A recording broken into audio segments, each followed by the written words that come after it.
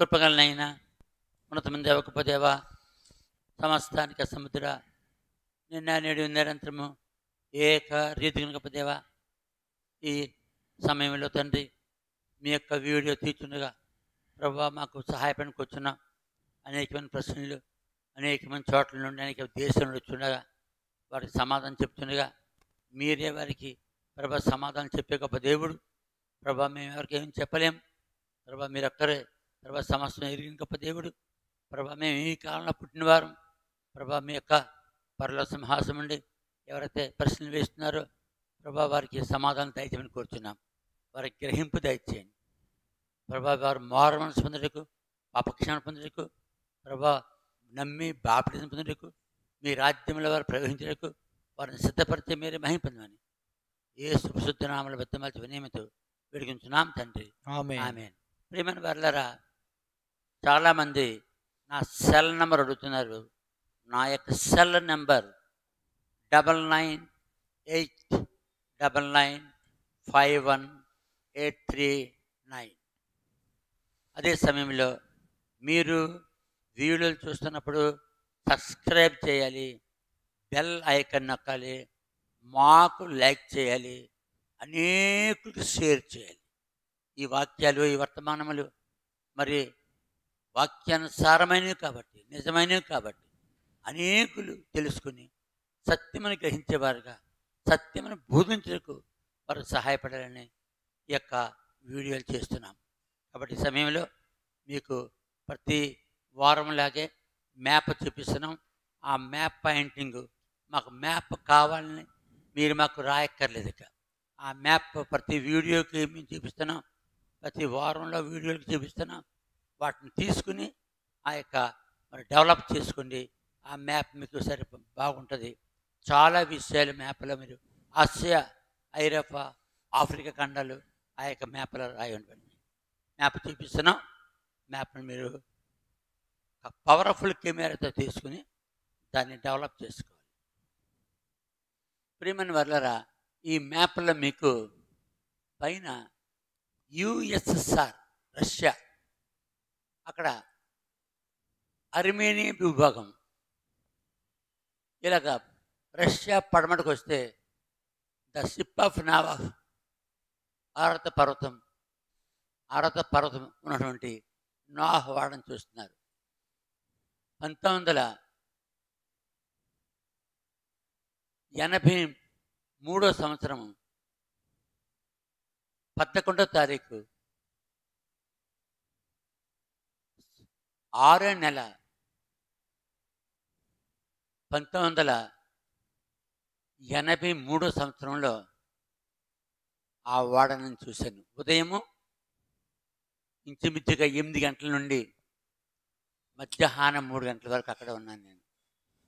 అవన్నీ తిరుగుతూ ఆ యొక్క పర్వతం ఎక్కి ఆ వాడ మంచులో కూరిపోయిన ఆకారం కనిపిస్తుంది. ఆ యొక్క వాడను పట్టుకొన కుదరదు, మంచులో కూరిపోయి ఉంది అది. కాబట్టి ఎవరైనా మేము చెక్కలు పట్టుకొచ్చాం, ఆ ఓడ భాగాలు పట్టుకొచ్చామంటే నమ్మసక్యం కాదు, నమ్మద్దు. కాబట్టి అది ఇప్పుడు టర్కీ రష్యా బోర్డర్లో ఉంది. 1984 సంవత్సరంలో నేను తిరిగి వచ్చిన తర్వాత ఇరాక్కి ఆ వాడ చూసిన తర్వాత 1985లో కొంతమంది సైన్సిస్టులు వెళ్ళి ఆ ఓడను కిందకి దించినట్టుగా మళ్ళీ వాళ్ళు తెలియజేశారు. అది ఇప్పుడు టర్కీ మ్యూజియంలో ఉన్నట్టుగా చూస్తున్నాం. దీన్ని బట్టి బైబిల్ చరిత్ర ఆదికాండము 6వ అధ్యాయము, 7వ అధ్యాయము, 8వ అధ్యాయము నిజమని తెలుస్తుంది.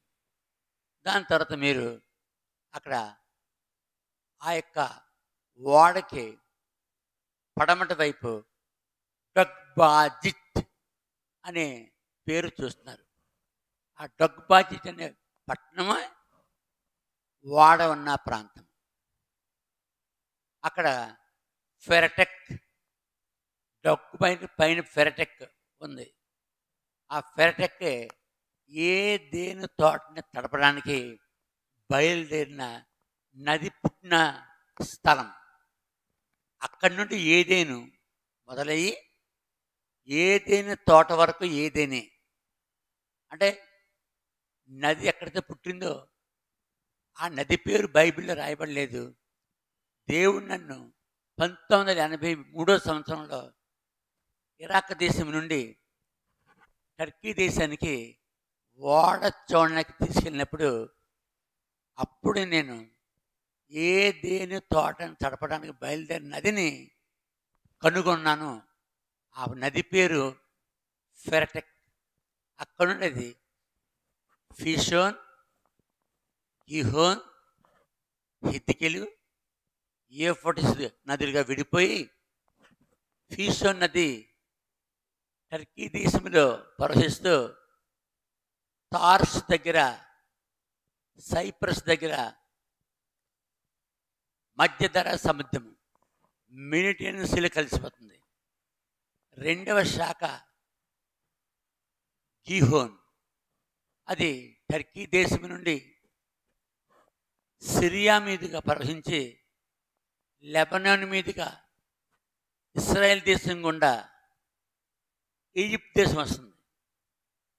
మూడో నది పేరు హిద్కిలు, అది టర్కీ దేశం నుండి నినివే మీదుగా నిమ్రోదు ఓలైనది అర్షూరు తూర్పు భాగంలో మరి బాబిలోన్, బాబేల్ ఆ గోపురాలు దాటుకుంటూ ఏదేని తోటకి అది తూర్పుగా ప్రవహిస్తూ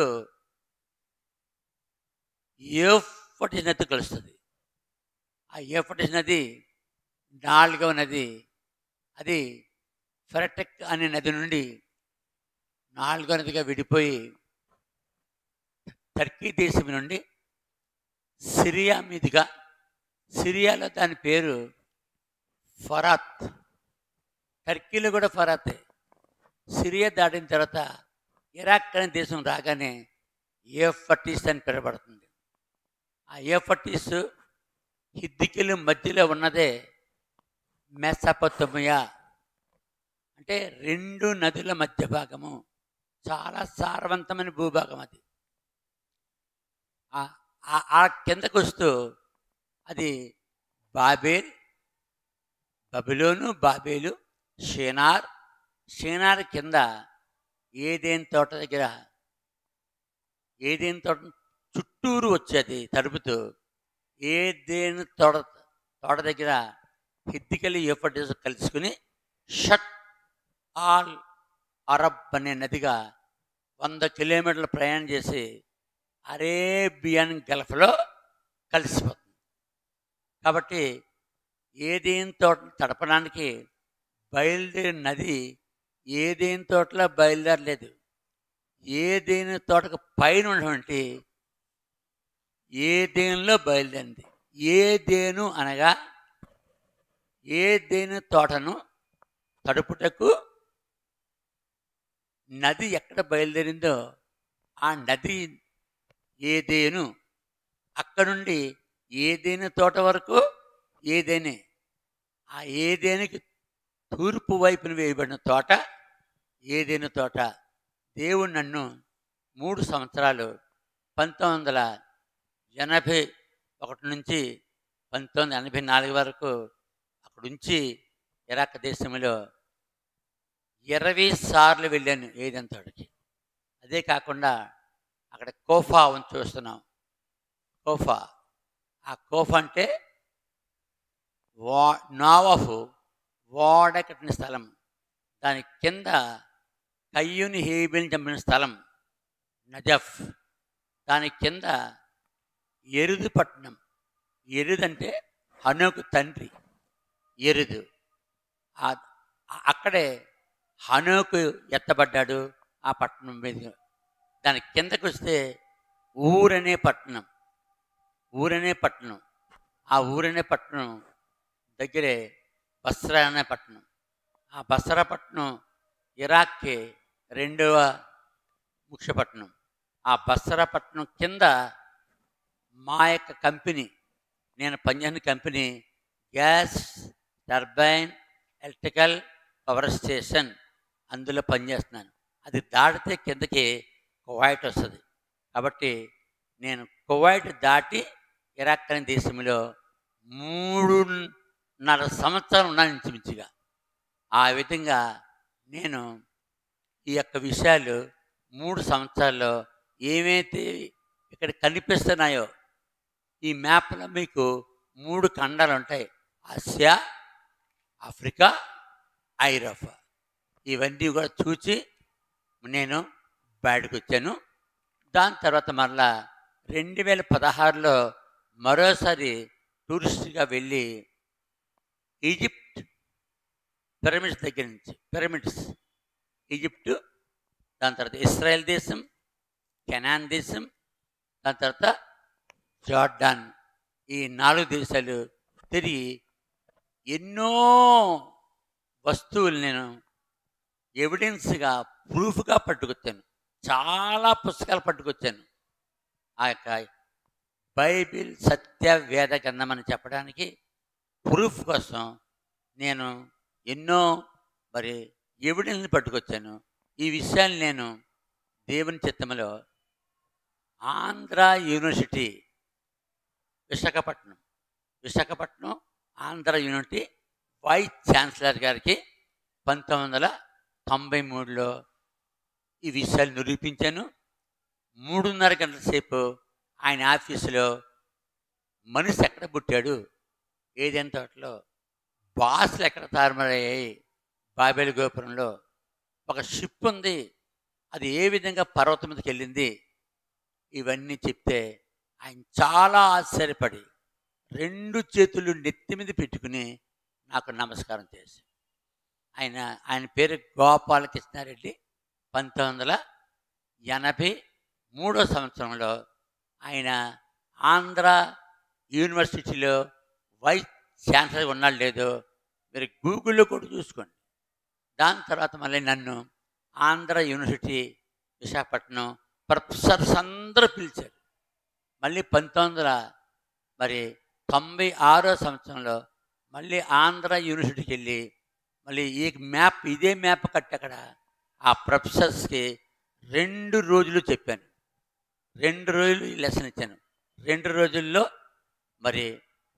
మనిషి పుట్టిన స్థలం, మానవుని దేవుడు చేశాడు, ఆ మానవుడు ఏ విధంగా స్ప్రెడ్ అయ్యాడు, ఆ మనిషికి ఏ విధంగా దేవుడు ఆదాము అని పేరు పెట్టాడు, అతను పక్కటెముకలోంచి ఎముక తీసి స్త్రీగా ఎలా నిర్మించాడు, ఆ విధంగా మానవులు ఏ విధంగా భూమి మీద స్ప్రెడ్ అయ్యారు, జలప్రవాహం ఎలాగొచ్చింది, దాని తర్వాత బాబేలు గోపురం దగ్గర భాష ఎలాగ తారుమారయ్యాయి, ఇప్పుడు ప్రపంచంలో భాష ఎలాగొచ్చాయి, దాని తర్వాత మానవుల పాపం చేసినప్పుడు ఘోర పాపము ఆదికాండం 6వ అధ్యాయంలో వారిని దేవుడు నిర్మూలన చేయడానికి ఆ యొక్క నోహుతో నువ్వు ఓడ కట్టుకోమని ఆ ఓడ కొలతలు ఇచ్చి ఆ ఓడలోకి ఆ యొక్క ఆదాం సంతానమైన నోవహు యొక్క 3 కుమారులు షేము, హాము, యాపెతు, వారి భార్యలు 3 మొత్తం 8 ఆ ఓడలో ప్రవేశించారు. వారితో పాటు జీవరాశుల్లో మగవే ఆడవి, జంతువుల్లో అయితే 2 ఆడ మగ, పక్షుల్లో అయితే 7 ఆడ మగ, జీవరాశులు మళ్ళీ బతకడానికి నీటి చేత చనిపోయే అన్నీ కూడా ఓడలో ప్రవేశించే 2 ఆ ఓడ ఆ యొక్క జల ప్రవాహంలో ఆ యొక్క అరరత పర్వతం మీద ఉంది. ఇప్పటికీ దానికి ఎవిడెన్స్ ఉంది.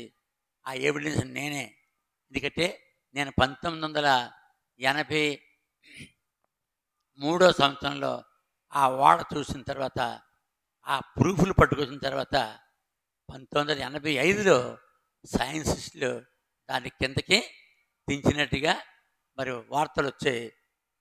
ఆ విధంగా బైబిల్ సత్య వేద గ్రంథం అని చెప్పడానికి నేను ఈ యొక్క వీడియోలు మరి దూరంగా ఉన్న వాళ్ళు చూడడానికి, అనేక రాష్ట్రాలు దేశాల్లో ఉన్న వాళ్ళు చూడడానికి ఈ వీడియోలు పెడుతున్నాం.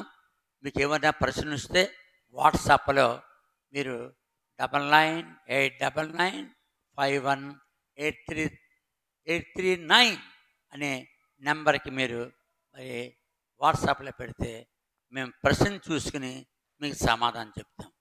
కాబట్టి దేవుడు మీకు మిమ్మల్ని దీవించును గాక.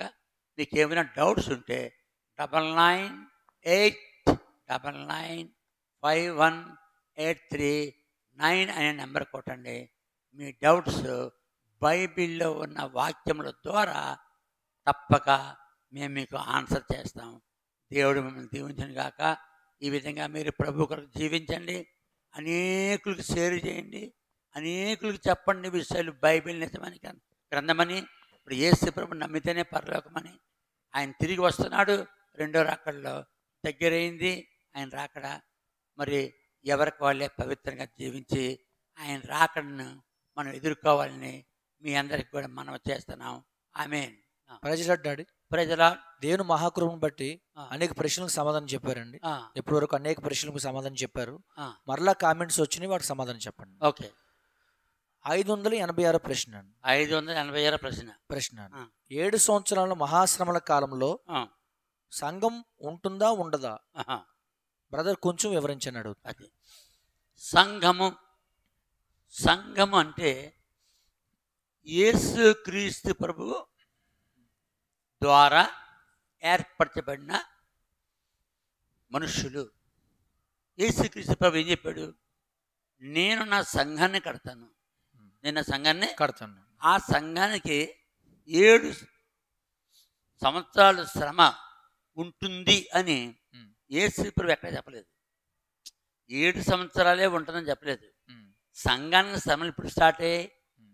సంఘం స్థాపించే యేసు ప్రభు దగ్గర నుంచే శ్రమలు స్టార్ట్ అయ్యాయి.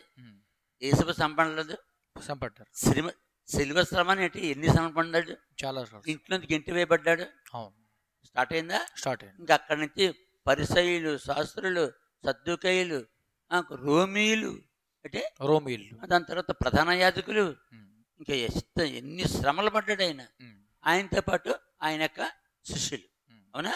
శిష్యులు. కాబట్టి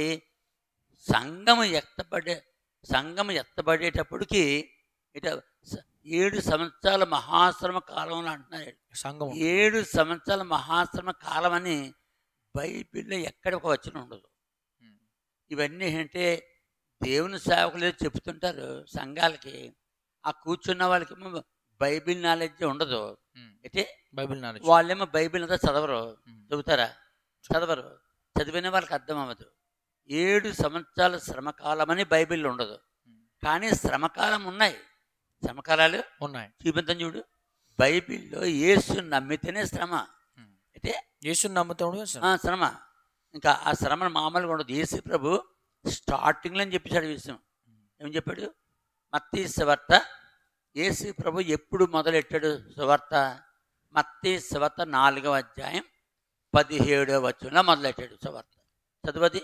మత్తయి సువార్త 4వ అధ్యాయం 17వ వచనం. అప్పటి నుండి యేసు పరలోకరాజు సమీపించి ఉన్నది గనుక మారుమోసు పొందురని చెప్పుచు ప్రకటింప మొదలుపెట్టాడు. మొదలుపెట్టిన తర్వాత ఆయన వాక్యం చెప్పడం మొదలైన తర్వాత ఆయన 4వ అధ్యాయంలో వాక్యం చెప్పడం మొదలెట్టాడు. అనేక మంది వచ్చి ఆయన దగ్గర స్వస్థత పొందుతూ వచ్చారు. 23వ వచనం నుండి 25 వరకు యేసువారు మత్తయి సువార్త 4వ అధ్యాయం 23 నుంచి 25 వచనం. యేసువారు సమాజ మందిరంలో బోధించు, దేవుని రాజ్యమును గుర్చిన సువార్తను ప్రకటించు, ప్రజల్లోని ప్రతి వ్యాధిని రోగమును స్వస్థపరచుచు గలిలయ అంతటా సంచరించాను. ఆయన కీర్తి సిరియా దేశమంతటా వ్యాపించింది. నానా విధములైన రోగముల చేతను వేదనల చేతను పీడించబడిన వ్యాధిగ్రస్తులందరినీ, దయ్యం పట్టిన వారిని, చాంద్ర రోగులను, పక్షవాయువు గల వారిని వారు ఆయన ఎద్దుకు తీసుకుని రాగా ఆయన వారిని స్వస్థపరిచాను. గలిలయ దెకపొలి ఉమ్, యెరూషలేము యోదయను ప్రదేశముల నుండి ఉమ్, యొర్దానుకు అవతల నుండి ఉమ్, బహు జనసమూహములు ఉమ్. ఆయన వెంబడించాను. ఆయన వాక్యం చెప్పడం మొదలెట్టాడు. మత్తయి సువార్త 4వ అధ్యాయంలో 23వ వచనం నుంచి 25 24 వరకు అద్భుతాలు చేసేసాడు. చేసేస్తే ఏమవుతుంది, ఎంతో మంది నమ్మేశారు. ఎంతమంది నమ్మేశారు. ఎంతమంది నమ్మారు? జనసమూహములు. ఎంతమంది? జనసమూహం. ఇంకా జనసమూహములు ఎక్కడ పడితే ఎంతవరకు వెళ్ళిపోయింది ఆయన కీర్తి. సిరియా దేశం. పక్కన ఉన్న సిరియా దేశం. చూపించి కర్త చూడు, యేసు ప్రభు చేసింది అక్కడ, మొట్టమొదటి యేసు ప్రభు చేసింది అక్కడ ఇశ్రాయేల్ దేశం. ఇశ్రాయేల్ దేశం చూపించాలి లేగలను. ఇది ఇశ్రాయేల్ దేశం. ఇశ్రాయేల్ దేశం ఎక్కడికి వెళ్ళిపోయింది? సిరియా దేశం. సిరియా దేశం అంటే సిరియా దేశం. కాబట్టి దేశాలు దాచి వెళ్ళిపోతుంది. ఆయన వాక్యం ఆయన వాక్యము చెప్తున్నాడు. వాక్యము చెప్తున్నాడు. చెప్తూ ఏం చేస్తున్నాడు? స్వస్థతలు చేస్తున్నాడు. ఎంతమంది వచ్చేస్తారు ఇక స్వస్థతలు చేస్తుంటండి?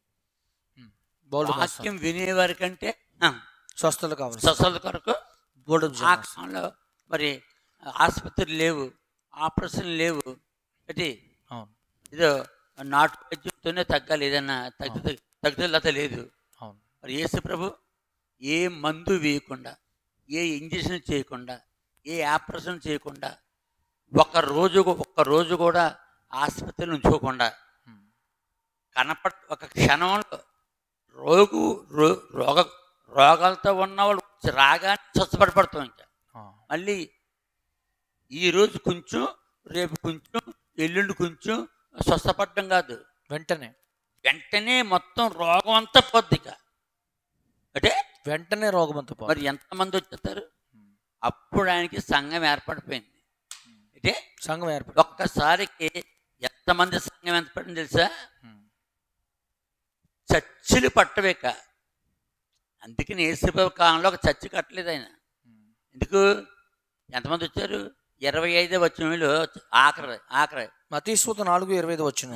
గలిలయ దెకపొలి యెరూషలేము యోదయను ప్రదేశముల నుండి యొర్దానుకు అవతల నుండి బహు జనసమూహములు ఆయన్ని వెంబడించెను. ఆయన్ని వెంబడించున్నారు. మరి ఎంత పెద్ద సంఘం అది!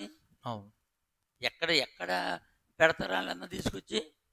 కాబట్టి యేసు ప్రభు యొక్క మొట్టమొదటి దినాల్లోనే పెద్ద సంఘం ఏర్పడిపోయింది. కారణం ప్రతి క్షణం ఏం చేస్తాడైనా స్వస్థతలు చేసేస్తుంటాడు. ఎంతమంది రాని తప్పక స్వస్థపడి వెళ్ళవలసిందే.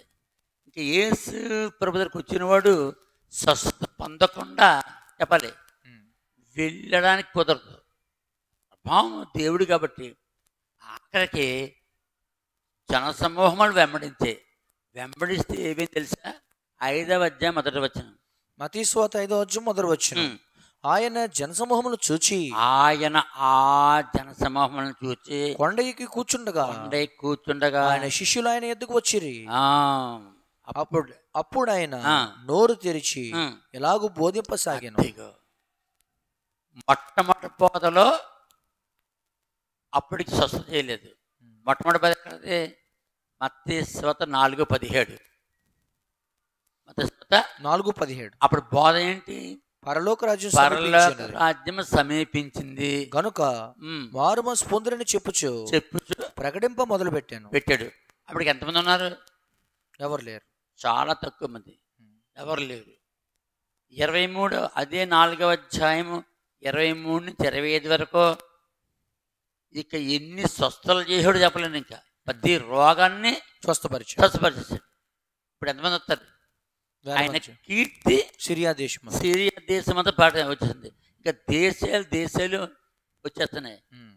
అప్పుడు 5వ అధ్యాయం మొదటి వచనానికి ఆయన జన సమూహమును చూచి కొండ ఎక్కి కూర్చుండగా ఎవరినన్నా పిలిచాడా రమ్మని? శిష్యుని తప్ప ఇంకెవరిని పిలలేదు. అప్పటికి ఎంతమంది ఆయనకి శిష్యులు? 4. ఎంతమంది? 4. ఆ 4 ఎవరు? పేతురు. మత్తయి సువార్త 4వ అధ్యాయం 18, 19, 20, 21లో పేతురు, యోహాను, అంద్రయ, యోహాను, యాకోబు 4. దాని తర్వాత 8వ అధ్యాయంలో మత్తయిని పిలిచాడు. అర్థమవుతుందా? అలాగా వాక్యం చెప్తుండగా ఒకరు కలిశారు. మొత్తం మత్తయి సువార్త 10వ అధ్యాయానికి 12 మందిని పిలిచేశాడు. అప్పటికే జనసమూహాలు వచ్చారు ఆయన దగ్గరికి. మొట్టమొదటి 4 పిలిచాడు. మత్తయి సువార్త 4వ అధ్యాయంలో 8వ అధ్యాయంలో ఒక్కరిని పిలిచాడు మత్తయిని. ఎంతమంది అయ్యారు? 5. ఎంతమంది కావాలి? 7. ఆ 7 మత్తయి సువార్త 10వ అధ్యాయానికి మొత్తం ఆ 7 కూడా వచ్చారు.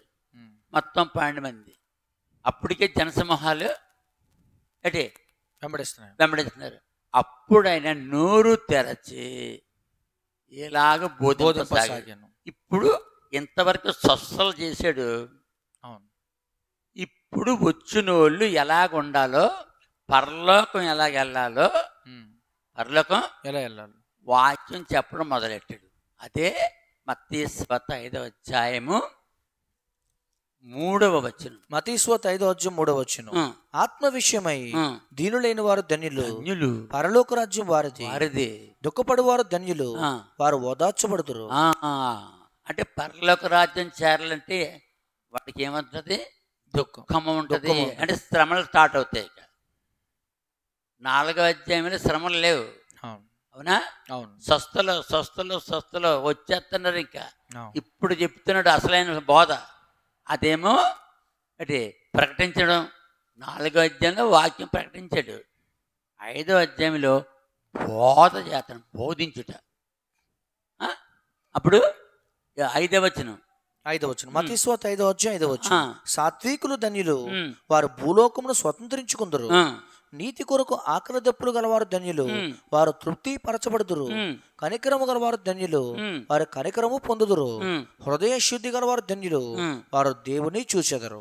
సమాధాన పరచువారు ధన్యులు, వారు దేవుని కుమారులు అనబడుదురు. ఇవన్నీ కూడా ఆయన్ని వెంబడించిన కావాలని చెప్పేస్తున్నాడు. అంటే ఇప్పుడు బోధ టైట్ అయింది. అంటే బోధ ఎలాగుండాలి? ఆత్మవిషయమే దీనులుగా ఉంటే నువ్వు పరలోక రాజ్యం. మరి మొట్టమొదటి 4వ అధ్యాయం 17వ వచనంలో ఈ బోధ చేసేటి పరలోక రాజ్యం సమీపించింది, మారుమనసు పొందమన్నాడు. ఇక్కడే ఉంటున్నాడు, నువ్వు దీనత్వం కలిగి ఉండాలి. అంటే దీనత్వం కలిగి, లేకపోతే పరలోక రాజ్యంలో ఉంటుంది. ఆత్మ విషయమే దీనులైన వారు ధన్యులు, పరలోక రాజ్యం వారిది. రెండోది దుఃఖపడువారు ధన్యులు. మరి దుఃఖపడాలి అంటే పరలోక రాజ్యం గురించి నువ్వు ప్రయాసపడుతున్నప్పుడు నీకు కష్టాలు వస్తాయి, బాధలు వస్తాయి, ఇబ్బందులు వస్తాయి, ఇక్కట్లు వస్తాయి, శ్రమలు వస్తాయి, దుఃఖం వస్తుంది. దుఃఖపడేవారు ధన్యులు, వారు ఓదార్చబడుదురు. తర్వాత సాత్వికులు ధన్యులు. మూడోది ఏంటి? సాత్వికంగా ఉండాలి. వాళ్ళు రఫ్గా ఉండకూడదు. సాత్విక ధన్యులు, వాళ్ళు భూలోకమును స్వతంత్రించుకున్నారు. 4, 5 నీతి కొరకు ఆకలి దప్పులు గలవారు ధన్యులు, వారు తృప్తి పరచబడుదురు. 6, 7 కనికరము గలవారు ధన్యులు. కనికరం ఉండాలి. 8 కనికరము, వారు కనికరం పొందుదురు.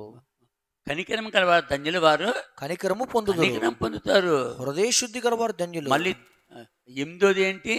హృదయం శుద్ధిగా ఉండాలి. హృదయం శుద్ధిగా ఉండాలంటే పాపాలను ఒప్పుకోవాలి. అంటే పాపాలను ఒప్పుకోవాలి. బోధ ముందేంటి? ముందు స్వస్థతలు, అద్భుతాలు ప్రకటించాడు. ఇప్పుడు బోధ చేస్తున్నాడు. ఇప్పుడు 8 ఏంటి? హృదయ శుద్ధి గల వారు ధన్యులు, వారు దేవుని చూచెదరు. నీ హృదయం శుద్ధిగా లేకపోతే దేవుని చూడలేవు. 10 సమాధానపరచువారు ధన్యులు, వారు దేవుని కుమారులను పడుదురు. నీతి నిమిత్తము 11 నీతి నిమిత్తము హింసించబడువారు ధన్యులు, హింసింపబడవారు ధన్యులు, పరలోక రాజ్యం వారిది. ఇప్పుడు శ్రమలు మొదలయ్యాయి. నీతి నిమిత్తము యేసు బోధంతా ఏంటి? నీతి నిమిత్తము. వాళ్ళు అనీతిమంతులు అంటే పాపులు. పాపులు ఏం చేయబడుతున్నారు? ఇప్పుడు నీతిగా తీర్చు, నీతిమంతులు అవుతున్నారు. నీతిమంతులు వద్ది హింస వస్తుంది, లోకమంతా హింసించదు. ఇప్పుడు అంటున్నాడు ఏమని? నీతి నిమిత్తం హింసించబడువారు ధన్యులు, పరలోక రాజ్యం వారిది అంటున్నాడు. అంటే ఇప్పుడు సంఘం మొదలైపోయింది. అంటే బోధలోనే మొట్టమొదటి దినాల్లోంచే వారు ఏ విధంగా శ్రమపడాలి, ఏ విధంగా కష్టపడాలి. సంఘం ఎప్పుడు కష్టపడలేదు, సంఘానికి ఎప్పుడు శ్రమలు రాలేదు, ఎప్పుడు వస్తున్నాయి. ఎల్లప్పుడూ శ్రమలు ఉన్నాయి. ప్రత్యేకంగా శ్రమలు రాక్కర్లేదు. ఎల్లప్పుడూ శ్రమ. మొట్టమొదటి దినాల్లో యేసు కాలంలో ఎన్ని శ్రమలు అయితే ఉన్నాయో, శిష్యులు ఎంత భయంకరంగా చంపేయబడ్డారో ఇప్పుడు కూడా చెప్పాలి. హస్తాక్షలో మరి అసలు యేసు బోధ మొదలెట్టిన దగ్గర నుంచి మరి ఇప్పటి వరకు ఎన్ని కోట్ల కోట్ల కోట్ల మంది ప్రభుని నమ్ముకున్నారు. మరి వాళ్ళ శ్రమలు లేవు, ఉన్నాయి. కష్టాలు లేవు, బాధలు లేవు, ఉన్నాయి. మరి అసలు బైబిల్ సంఘ చరిత్ర చదివితే, బైబిల్ సంఘ చరిత్ర ఎన్ని కోట్ల మందిని చంపేసారు తెలుసా క్రైస్తవుల్ని. అవును. ఎలాగా? సింహాలకి వేసేసి, సింహాలకి వేసారు క్రైస్తవుల్ని. చచ్చిపోండి, ఖడ్గాలతో నరికేసేవారు యేసుని నమ్మితే. ఇంకా ఊరు బయట ఒక ఇనప స్తంభం కట్టి యేసుని నమ్మితే దాన్ని కట్టేసి వాడు విశ్వాసం వదిలిపెట్టి వరకు కాల్చేసేవారు. అలాగే చచ్చిపోయారు వాళ్ళు. యేసుని నమ్మితే వాడికి ఇంకా పరపతలేదు, ఇక జైలు వేసేవారు. ఆ జైల్లో ఆహారం ఉండదు, ఇక అంటే ఆహారం ఉండదు, నీళ్ళు ఉండవు. ఇక చాలా భయంకరంగా ఎంత అసహ్యంగా చంపారు తప్పని ఎవరిని? క్రైస్తవులు. దాంతో నీరో చక్రవర్తి అయితే నెత్తి మీద ఏం పోసాడు? తారు పోసి అగ్గిపుట్ల వెలిగించేవాడు. నిజంగా సంఘ చరిత్ర చదివితే అసలు మనం క్రైస్తవులే కాదనిపిస్తుంది. క్రైస్తవులే కాదనిపిస్తుంది. అన్ని శ్రమలు పొంది పొంది పొంది ఈ కొత్త నిబంధన అంతా శ్రమలే. ఎప్పటి నుంచి శ్రమలు? యేసు బోధ మొదలెట్టిన దగ్గర నుంచి శ్రమలు మొదలెట్టాయి. శ్రమలు మొదలుపెట్టేసాయి. ఇంకా చనిపోయిన తర్వాత మరీ ఎక్కువైపోయాయి. ఇప్పుడు ఇంకా ఎక్కువైపోయాయి. ఇప్పుడు చచ్చిల్లం పక్కన కూడా ఎత్తున్నారు, చైత్యం చంపేస్తున్నారు, జైలు వేస్తున్నారు. యేసుపురం చెప్పితే వాడికి 50 సంవత్సరాల జైలు, వినేవాడికి 20 సంవత్సరాల జైలు, మళ్ళీ చెప్పినవాడికి 20-30 లక్షల రూపాయలు జరిమానా. అంటే సువార్తను పూర్తిగా ఆపేయడానికి. శ్రమలు ఏ టైంలో లేవు. అన్ని కాలాల్లో అన్ని చోట్ల ప్రతి దేశంలో క్రీస్తు నమ్మిన వారు శ్రమలు పడతానే ఉన్నారు. వీళ్ళు ఏమడుతున్నారు? సంఘం ఎత్తపడేటప్పుడు 7 సంవత్సరాల మహాశ్రమ కాలం కలుగుద్దా? సంఘం ఎత్తబడేటప్పుడు శ్రమల కాలం ఉంటుంది అని బైబిల్లో లేదు. కానీ ఎక్కడెక్కడ రాశాడో శ్రమకాల గురించి చెప్తాను. ఇప్పుడు మరి చెప్పాలి కదా. కానీ ఏమని ఉండదు బైబిల్లో? సంఘం ఎత్తబడిన తర్వాత శ్రమకాలమా? ఏమంటున్నారు వాళ్ళు? ప్రశ్న ఏంటి? 586 ప్రశ్న. 7 సంవత్సరాల కాలంలో, మహాశ్రమల కాలంలో సంఘం ఉంటుందా ఉండదా? ఉండదా? అంటే శ్రమకాలంలో సంఘం ఉంటుందా ఉండదా? అంటే శ్రమకాలంలో సంఘం ఉంటుందంటే భయం. అయ్యి బాబోయ్, శ్రమకాలంలో సంఘం ఉంటే భరించలేమేమో. అంటే శ్రమలు అయిపోయిన తర్వాత, అది సంఘం ఎత్తబడిన తర్వాత శ్రమ వస్తే మనకేం సంబంధం లేదు ఇంకా. అంటే సంఘము ఎత్తబడకముందే ఎటువంటి శ్రమలు పట్టారు వీళ్ళు. తరిమేశారంటే వాళ్ళని, వాక్యం చెప్పకుండాను. పౌల్ని శీలని మరి ఎన్ని బాధలు పెట్టారు వాళ్ళు. అప్పుడు పౌలు, దాని తర్వాత శిష్యులందరినీ ఎన్ని శ్రమలు పెట్టి. మన దేశానికి ఎవరు వచ్చారు వాక్యం చెప్పడానికి? ఎవరు? తోమా వచ్చారు. మద్రాసులో అతన్ని ఒక గుహలో బళ్ళంతో పొడిచేశారు. అంటే బళ్ళంతో పొడిచేశారు. సువార్త ఆగిపోయింది.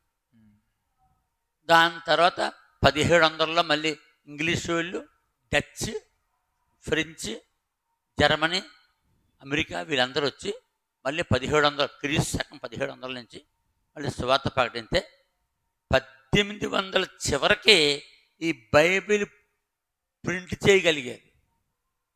మన తెలుగు బైబిల్ ఎప్పుడు వచ్చింది? 1850 చివరికి వచ్చేటప్పటికి బైబిల్ అచ్చు అంటున్నారు. 1953కి పూర్తి బైబిల్ వచ్చింది, రిఫరెన్స్ బైబిల్ వచ్చింది. 1953కి రిఫరెన్స్ బైబిల్ వచ్చింది. అంతకుముందు ఒక్కొక్క గ్రంథం దేని దానికే చదువుకోవడం. ఈ బైబిల్ మన దేశం రావడం చాలా తక్కువ కాలానికి వచ్చింది, ఎంతో వేస్ట్ అయిపోయింది. ఇప్పుడు కనీసం ఒక 100 సంవత్సరాలు కూడా మరి ఆయన యొక్క వాక్యాన్ని సంపూర్ణంగా నమ్మిన వాళ్ళు లేకపోయారు. ఇప్పుడు 2025 ఇండియాలో ఉత్తరాదనంతా క్రైస్తత్వం లేకుండా చేశారు. ఇప్పుడు దక్షిణాదికి వస్తుంది. అంటే మణిపూర్ని ఏం చేశారు? ముక్కలుగా కాల్చి పారేశారు. కాబట్టి ఇప్పుడు బైబిల్లో శ్రమలు ఎంత ఘోరమైన శ్రమలు ఉన్నాయో యేసు ప్రభు చెప్పాడు. అదే మాట చెప్పాడు పౌలు కూడా. 14వ అధ్యాయం అప్పొస్తలుల కార్యములు 14వ అధ్యాయం 21లో మాట ఉంటుంది. అపోస్తలుల 14వ అధ్యాయం 21వ వచనం. వారు ఆ పట్టణములో సువార్త ప్రకటించి అనేకులను శిష్యులుగా చేసిన తర్వాత లుస్త్రకును ఇకోనియకును అంతియోకికును తిరిగి వచ్చి శిష్యుల మనసులను దృఢపరిచి విశ్వాసమందు నిలకడగా ఉండవలననియు అనేక శ్రమలను అనుభవించి అనేక శ్రమలను అనుభవించి మనము దేవుని రాజ్యములో ప్రవేశింపవలనని వారిని హెచ్చరించిరి. ఎన్ని శ్రమలు అనుభవించాలి? అనేక శ్రమలు అనుభవించి మనము దేవుని రాజ్యంలో ప్రవేశింపవలనని వారిని హెచ్చరించిరి. ఎక్కడ ఉంది ఇది? అపోస్తలుల కార్యములు 14వ అధ్యాయం 22వ వచనంలో ఉంది. ఎన్ని శ్రమలు అనుభవించాలి? అనేక శ్రమలను అనుభవించాలి. చెప్పారు. ఎక్కడుంది? క్రైస్తవుడికి నిజమైన సుఖం. అన్ని కాలాల్లో కూడా వీళ్ళంతసేపు మరి శ్రమల కాలం వస్తుంది. శ్రమల కాలం కూడా లేదేటి ప్రపంచంలో ఉన్నది. అన్ని కాలాల శ్రమకాలమే. చూడు, మొదటి తెస్సలోనికీయులకు 3:4 ఒకసారి చెప్పేస్తాము ఈ ప్రశ్న సమాధానం. మొదటి తెస్సలోనికీయులకు 3వ అధ్యాయం 4వ వచనం. 3వ అధ్యాయం 4వ వచనం. ఈ శ్రమల వలన ఎవడను కదిలింపబడకుండునట్లు మిమ్మల్ని స్థిరపరచుటకును మీ విశ్వాస విషయమై. అంటే అక్కడ ఏముంది? శ్రమ ఉన్నది. శ్రమలు. మళ్ళీ ఈ శ్రమల వలన ఎవడను కదిలించబడకుండాట్లు మిమ్మల్ని స్థిరపరచుటకును మీ విశ్వాస విషయమై మిమ్మల్ని హెచ్చరించుటకును మన సహోదరుడును క్రీస్తు సువార్త విషయంలో దేవుని పరిచారకుడిని తిమోతిని పంపితిమి. మేము మీ యొద్ద ఉన్నప్పుడు మనము శ్రమను అనుభవించవలసినదని మీతో ముందుగా చెప్పితిమి కదా. అలాగే జరిగినది. ఇది మీకును తెలియను. అట్టి శ్రమలను అనుభవించుటకు మనము నియమించబడిన వారమని మీరు ఎరుగుదురు. మీరు ఎరుగుదురు. 2 కొరింథీయులకు 1వ అధ్యాయం 6వ వచనం. 2 కొరింథీయులకు రాసిన 1వ అధ్యాయము 6వ వచనం. మేము శ్రమ పొందినను మీ ఆదరణ కొరకును రక్షణ కొరకును పొందుదుము. మేము ఆదరణ పొందినను మీ ఆదరణ కొరకే పొందుదుము. ఈ ఆదరణ మేము కూడా పొందుచున్నట్టు ఆ శ్రమలను ఓపికతో సహించుటకు కార్య సాధకమై ఉన్నది. సమయపుల్లో అక్కడే మరి 9వ అధ్యాయం 16వ వచనం.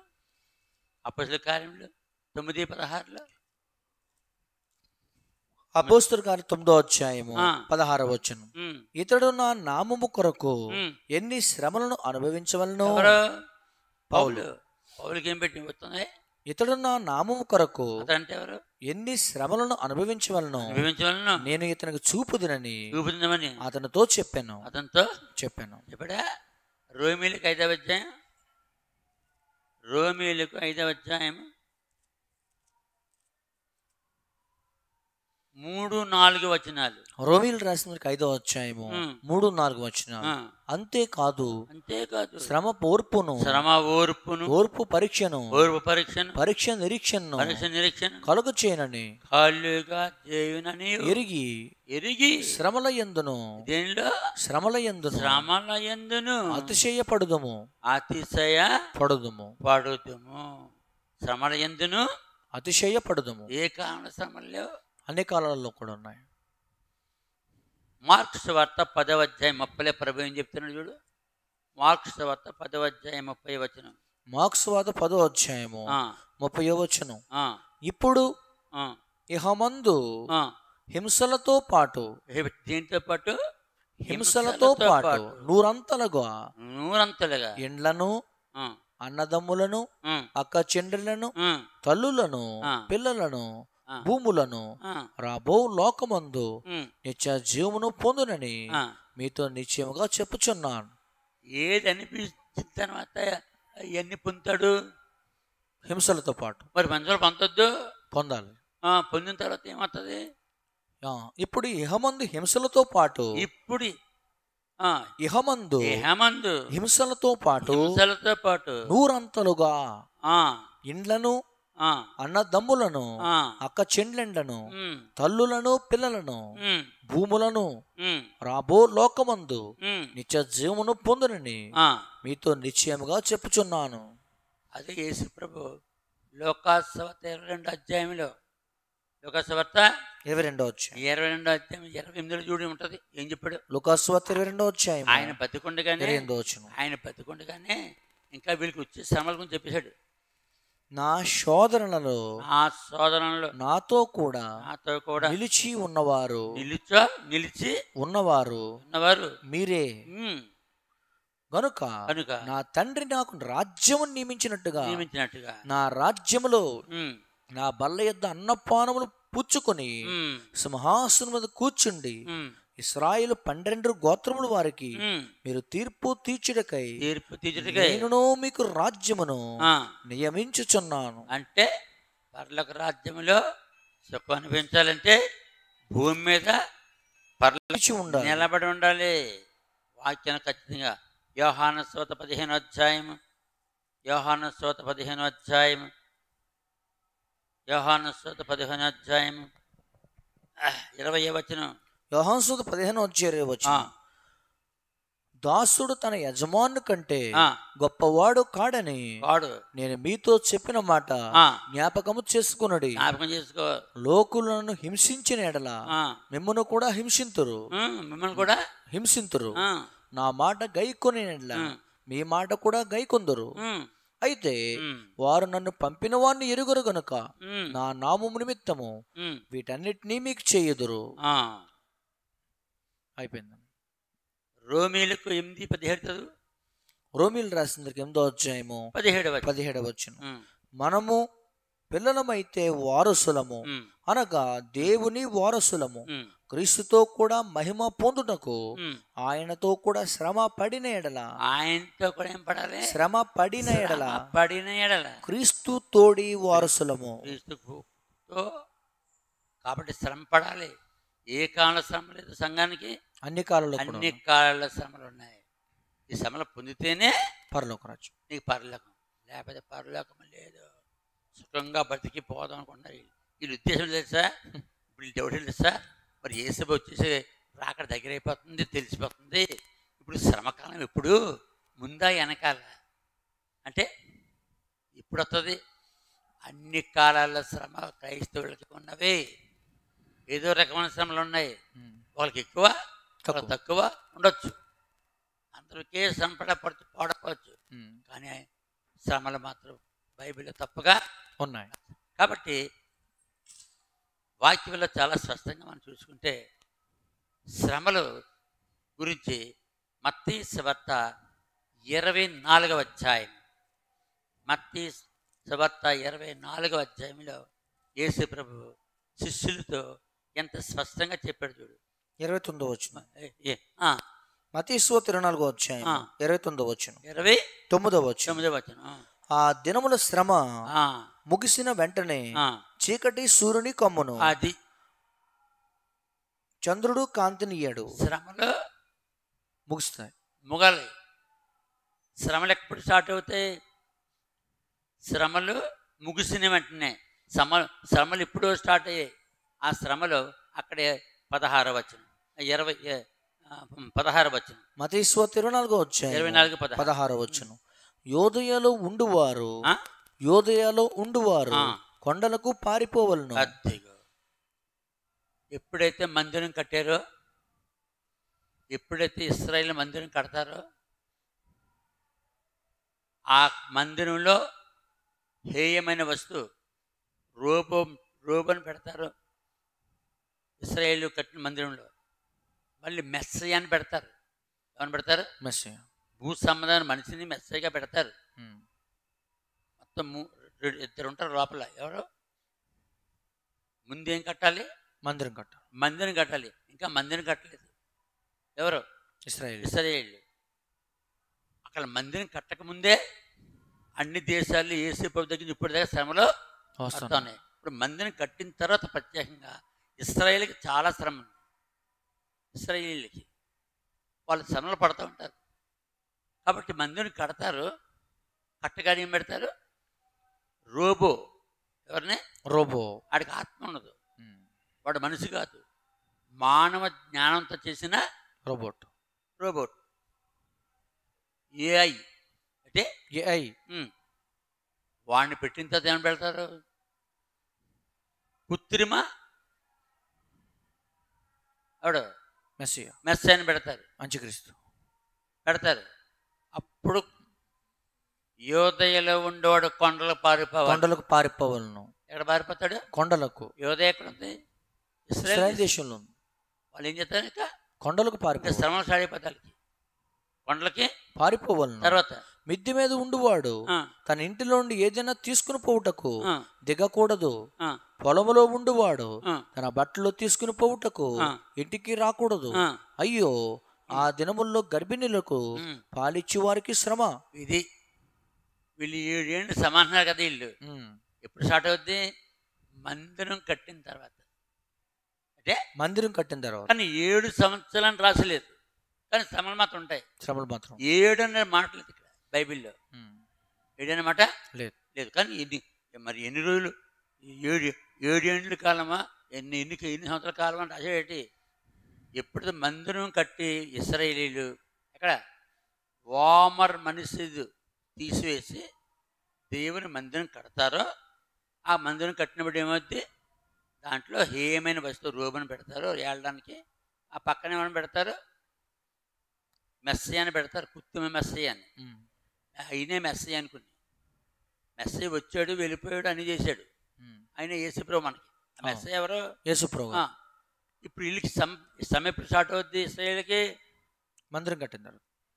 మత్తయి సువార్త 24:15లో మందిరం కట్టి రోబోను నిలిపి మెస్సయ్య అని పెట్టినప్పుడు యోదయలో ఉండేవాడు కొండలకు పారిపోవాలను. అప్పుడు మొదలవుద్ది వాళ్ళకి శ్రమలు. మత్తయి 24వ అధ్యాయము. అంటే అంతవరకు శ్రమలు ఎవరు పొందారు? క్రైస్తవుడు. ఇప్పుడు ఎవరు పొందుతాడు? ఇశ్రాయేలీలు.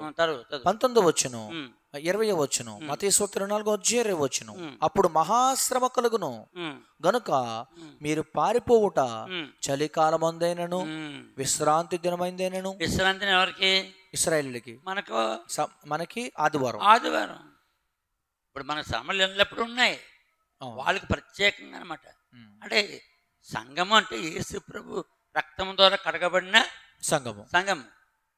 కడగబడి పాపములు ఒప్పుకొని విడిచిపెట్టి యేసు రక్తంతో కడుక్కొని శుద్ధీకరించబడి నమ్మి బాప్తిసం పొందినవాడు సంఘంలో. అది సంఘం ప్రపంచం ఎక్కడ ఉన్నప్పటికీ నాడు. అది క్రైస్తవులకు శ్రమ. ఇప్పుడు ఎవరికి శ్రమ? ఇశ్రాయేలుకి. తర్వాత మత్తయి 24వ అధ్యాయము 21వ వచనం. లోకారంభము నుండి ఎప్పటి వరకు అట్టి శ్రమ కలగలేదు, ఇక ఎప్పుడునూ కలగబోదు. మహాశ్రమలు ఎవరికి? ఇశ్రాయేలుకి. తర్వాత ఆ దినములు తక్కువ చేయబడకపోయిన ఎట్లా ఏ శరీరయు తప్పించుకొనడు. ఏర్పరచబడిన వారి నిమిత్తము ఆ దినములు తక్కువ చేయబడును. ఆ కాలమందు ఎవడైనను ఇదిగో క్రీస్తు ఇక్కడ ఉన్నాడు, అక్కడ ఉన్నాడు అని చెప్పిన ఎట్లా నమ్మకుడి. ఉమ్, అబద్ధ క్రీస్తులను ఉమ్, అబద్ధ ప్రవక్తను వచ్చి ఉమ్, సాధ్యమైతే ఉమ్. ఏర్పరచబడిన వారిని సహితం మోసపరచుటకై ఉమ్, గొప్ప సూచక క్రియలను ఉమ్. మహత్కారమును కనపరిచెదరు. కనపడుతుంది. ఇదిగో ముందుగా నేను మీతో చెప్పి ఉన్నాను. చెప్పి ఉన్నాను. కాబట్టి ఉమ్, ఎవరైనా ఇదిగో అరణ్యములో ఉన్నాడని ఉమ్, మీతో చెప్పినను వెళ్ళకుడి. ఉమ్, ఇదిగో లోపలి గదిలో ఉన్నాడని చెప్పినను ఉమ్. నమ్మకుడి. అక్కడికి ఆగాలి. ఇదంతా ఎవరికి? ఇశ్రాయేలు. ఇశ్రాయేలుకి. ఈ విధంగా ఇశ్రాయేలు శ్రమలు పడతా ఉంటే వెంటనే యేసు ప్రభు వచ్చి తన సంఘాన్ని అడ్డుపట్టాడు. అదే 27 వచనం. ఇశ్రాయేలు శ్రమ పడతా ఉంటారు. ఇశ్రాయేలు శ్రమ ఎంతవరకు పడతారో తెలుసా? సూర్యుడు చంద్రుడు గ్రహాలు తీసివేయబడే వరకు. అంటే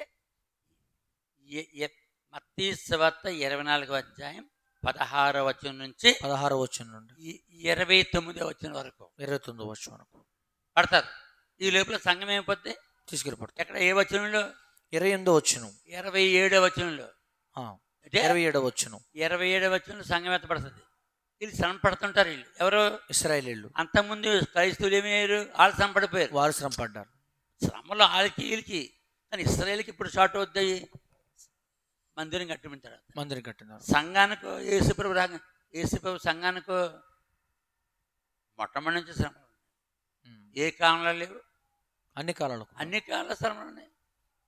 అంటే వీళ్ళ ఉద్దేశం ఏంటి? క్రైస్తవుల ఉద్దేశం ఎవడో గట్టిగా బోధించాడు. ఎవడికో శ్రమకాలం వస్తుంది. ఆ శ్రమకాలకు ముందే సంఘం ఎత్తబడిపోతే మనకే శ్రమలకి సంబంధం లేని చెప్పేది. వీళ్ళు సంతోషంగా ఉంటున్నారు. సంతోషం ఉండదు? సంతోషంగా ఉంటుంది. శ్రమ పరలోక రాజ్యం సంగతి అలాగుండి. శ్రమలు లేవంటే సంతోషంగా ఉండదు? సంతోషంగా ఉంటుంది. మరి శ్రమలతోనే పరలోకం వెళ్ళాలంటే ఏమవుద్ది? కొంచెం బాధ అవుతుంది, గుండె జారిపోతుంది కదా. అవునా? ఇప్పుడు గ్రాహ్యం, ఇప్పుడు ఒరిస్సాలో గ్రాహ్యం ఏం చేశారు? కాల్ చేశారు. ఇద్దరు కొడుకుల్ని అతన్ని కాల్చారా? అప్పుడు ఒరిస్సాలో వాళ్ళందరూ ఏం చేశారు? తరిమేశారు. అర్థమవుతుందా? అలా ఎన్ని చోట్ల. మరి మన కాలంలో ఇప్పుడు 2 years బ్యాక్ మణిపూర్ ఏం చేశారు? అవి శ్రమలు కాదు? శ్రమలే, భయంకర. అవి శ్రమలు కాదా? శ్రమలే. మరి ఇంకటి అందరికీ వచ్చే ఒకేసారి ఒక్కొక్కరికి వస్తాయి. అలాగే ఎన్ని చోట్ల ఇప్పుడు ఇప్పుడు యూట్యూబ్లో మనం వాట్సాప్లో చూస్తున్నాం, యూట్యూబ్లో చూస్తున్నాం. ఎంతమంది పాస్టర్ని చెత్తకొట్టి చంపేస్తున్నారు. మరి శ్రమలు కాదు? శ్రమలు పడుతూనే ఉంటారు. కానీ యేసు నమ్మిన వాడు తప్పక శ్రమలు తప్పక ఏదో రకంగా పొందుతాడు. ఆ తర్వాత యూదులు పొందుతారు. ఆ యూదులు పొందుతూ ఉన్నప్పుడు సంఘం ఎత్తబడిపోద్ది. అంటే సంఘానికి ఏం తప్పుద్ది? ఆర్మగద్యుని తప్పుద్ది. అంటే మత్తయి సువార్త 24వ అధ్యాయము 28వ వచనం, 29వ వచనము తప్పుద్ది, 30వ వచనం తప్పుద్ది. అప్పటికి సంఘం ఎత్తబడిపోయింది. 27వ వచనంలో వీళ్ళు శ్రమలు పడుతూ ఉంటారు. మరి అర్మగద్యుని వద్ద అంటే ఎవరికది? ఎవరి మీదకి? ఇశ్రాయేలు మీదకి. మరి మామూలుగా ఉండదు. కడుపులు జీరేస్తారు అక్కడ. ఎక్కడ? జకర్యా గ్రంథము 14వ అధ్యాయం మొదలు తుమ్ము తెవితే గుండెలు జారిపోతాయి తెలుసా? వాళ్ళకి మనకు వచ్చే శ్రమలు మనకు వచ్చే మనం భూమి పైకి. క్రైస్తవుడు భూమి మీద ఉండవు. అర్మగద్యుని యుద్ధం వచ్చిందంటే ఇశ్రాయేలు మీదకి భూమి మీద సంఘం ఉండదు. కానీ అంతవరకు మరి 16వ వచనం నుంచి 29వ వచనం వరకు వాళ్ళు శ్రమలు అనుభవించుంటారు. వీళ్ళు సంఘం వెళ్ళిపోద్ది. అంతకుముందే సంఘానికి శ్రమలు ఎల్లప్పుడూ ఉన్నాయి. ఇప్పుడు ఎంతమంది క్రైస్తవులు చచ్చిపోయారండి మధ్యన? చాలా మంది. మరి ఇంకేటి మరి మా అమ్మగారి కాలం, మా నాన్నగారి కాలం, మా తాతకాలం, మా మామకాలం చూస్తే అప్పుడు ప్రభు నమ్ముకుంటున్నారు. ఏం తెలదు వాళ్ళకి. అప్పుడు ఏం తెలదు ఎవరికని. ఏది యేసు ప్రభు అంట నమ్ముకున్నారంట, అంతే. అర్థమవుతుందా? మరి పురుషోత్తమ చౌదరి యేసుని నమ్ముకున్నాడు. ఎన్ని శ్రమలు పడ్డాడు చెప్పు? చాలా శ్రమలు పడ్డాడు. మరి శ్రమలు లేవు? ఉన్నాయండి, ఉన్నాయి. అన్ని కాలాల్లో కూడా, అన్ని కాలాలు ఉన్నాయి. ఎంతమంది పాస్టర్లు, దేవుని సేవకులు ఎంతమంది ఎంత హింసించారండి. హతసాక్షులు అయిపోయారు. చదవాలి. ఏం చదవాలి? హతసాక్షుల పుస్తకాలు చదవాలి. అవును. అప్పుడు శ్రమలు ఎంతకాలం నుంచి ఉన్నాయో, ఎలా పొందారో, అవును, ఎలాగా ఊరి బట్టి తీసుకెళ్ళి ఇనప స్తంభానికి పెట్టేసి చుట్టూరు పుల్లలు పెట్టేసి అగ్గిపుల్ల గీస్తారు. గీశారు. గీసేవారంటే ఎంతమంది బల్లెలతో పొడి చేసి దాంతో కాల్చేసి మరి చంపేసి ఖడ్గం చేత నరికేసి. ఆది కాలంలో హెబ్రీ పత్రిక 11వ అధ్యాయం చదువుకోవాలి. కొరింథీయులకు 2 కొరింథీ 13వ అధ్యాయం 2 కొరింథీ 11వ అధ్యాయం 2 కొరింథీ 11వ అధ్యాయం 11వ అధ్యాయం చదువుకోవాలి. అప్పుడు శ్రమలు అంటే ఏంటో తెలుస్తుంది. ఇప్పటిదాకా ఆ శ్రమలు లేవు, ఉన్నాయండి.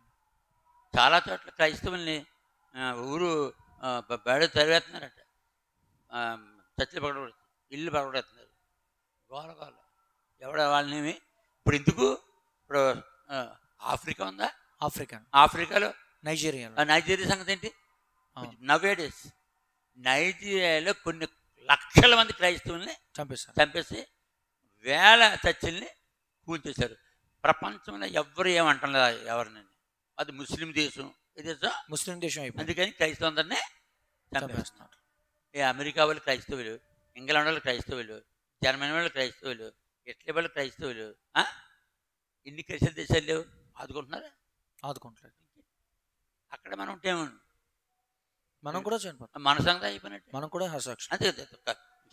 ఆదుకునేవాడు లేడు, ఇక ఇప్పుడు సంపటం లేదు. అలాగే ఎన్ని దేశాల్లో సంఘ చరిత్రలు చదివితే చైనాలో, రష్యాలో రిచర్డ్ బ్రాండ్, ఎవడో రిచర్డ్ బ్రాండ్ 1914-12 ఆ కాలంలో మరి ఎన్ని 14 సార్లు జైలుకి వెళ్ళాడు. 14 సంవత్సరాలు జైలు చేశాడు. ఎవడో రిచర్డ్. మరి మామూలు శ్రమల ఆ పుస్తకాలు చదవలేము, అంత భయంకరమైన శ్రమలు. ఎంతమంది అన్ని కాలాల్లో క్రైస్తవ శ్రమలు ఉన్నాయి.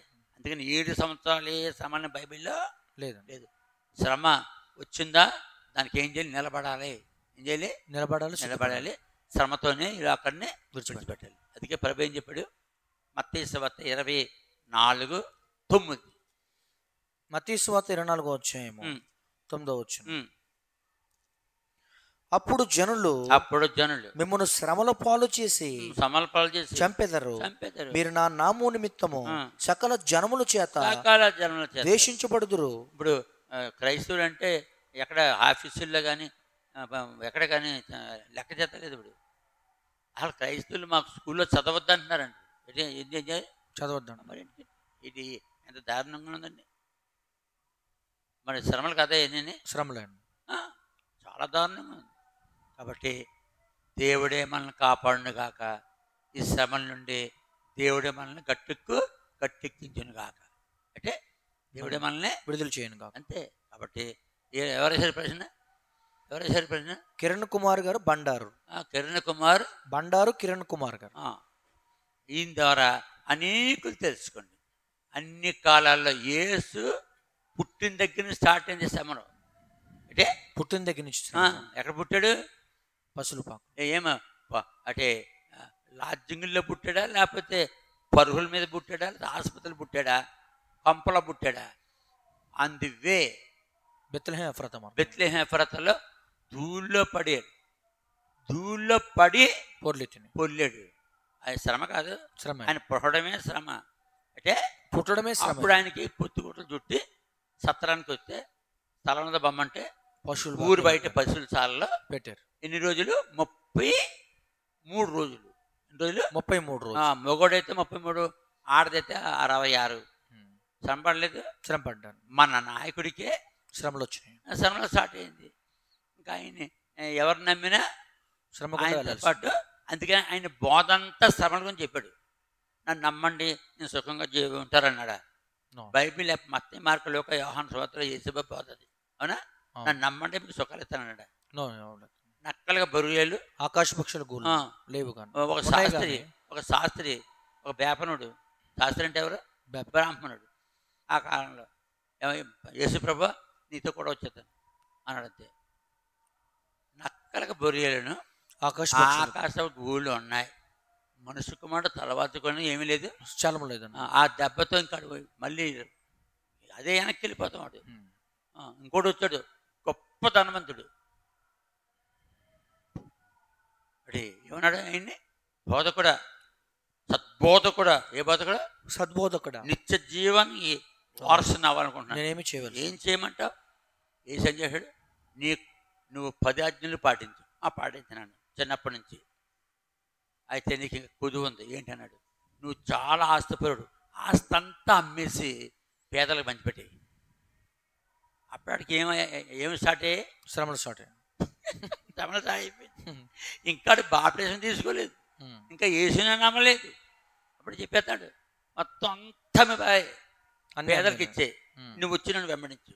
నువ్వు వచ్చి వెంబడించగించి ఇంకాడికి ఇంకా తలగడ దుప్పట్లో దోమల తరలు ఇంక ఉండవు. ఇంకా వెంబడించు అనగానే ఇంకా అదే పారిపోతున్నాడు. అప్పుడు ఏం చెప్పాడు యేసుప్రభు? ధనవంతుడు దేవుని రాజ్యంలో ప్రవేశించే కంటే సూది బద్యంలో అంటే సూది బద్యములు ఒంటి దూరడం సులభం అన్నారు. సూది బద్యములు ఒంటి దూరదు. అవును. అంటే అంత కష్టము. సుఖం అనిపించాడు, కష్టం ఎక్కడ అనిపించాడే? కాబట్టి యేసు నమ్మడమే శ్రమలు. ఎవరు యేసు నమ్మిన శ్రమ పడకుండా చావరో. చిన్నదో పెద్ద శ్రమలు ఇప్పుడు కాల్చేద్దాం ఎక్కబడితే గలంతో. కాబట్టి వాక్యంలో చాలా స్పష్టంగా శ్రమలు ఉన్నవి. ఆ శ్రమలు అద్దెగా అంటాడు. 7వ అధ్యాయంలో, ప్రకటన కింద 7వ అధ్యాయం అదే అంటాడు. 13, 14. ప్రకటన కింద 7వ అధ్యాయము 13, 14 వచనాలు. పెద్దల్లో ఒకడు తెల్లని వస్త్రాలను ధరించుకుని ఉన్న వీరెవరు, ఎక్కడి నుంచి వచ్చారని నన్ను అడిగాను. అందుకు నేను, అయ్యా నీకే తెలియను అనగా అతడు ఇలాగూ నాతో చెప్పాను, వీరు మహాశ్రమల నుండి వచ్చిన వారు. ఏ శ్రమలు? మహాశ్రమలు. ఏంటి? అంటే 7 కాలంలో మహాశ్రమలా? కాదు. 7 కాలంలో అసలు 7 కాలం ఏంటి నాకు అర్థమవుతుంది. 7 కాలం ఏంటి? 7 కాలం, 7 సంవత్సరాల 7 సంవత్సరాల మహాశ్రమలు అంటే ఏంటి? 7 సంవత్సరాల మహాశ్రమల క్రైస్తవులకి, వారికి ఇశ్రాయేలుకి ఆ మాట లేదు. శ్రమలు ఉన్నాయి. 7 సంవత్సరాలని కాదు, శ్రమలు ఉన్నాయి. వీళ్ళు మహాశ్రమల నుండి వచ్చిన వారు గొర్రెపిల్లక రక్తములో తమ వస్త్రములు ఉదుక్కుని, గొర్రెపిల్ల రక్తం తమ యొక్క పాపములు ఉతుక్కుని కడుక్కుంటారు. వాళ్ళు ఎవరు? ఇశ్రాయేలు కానివారు.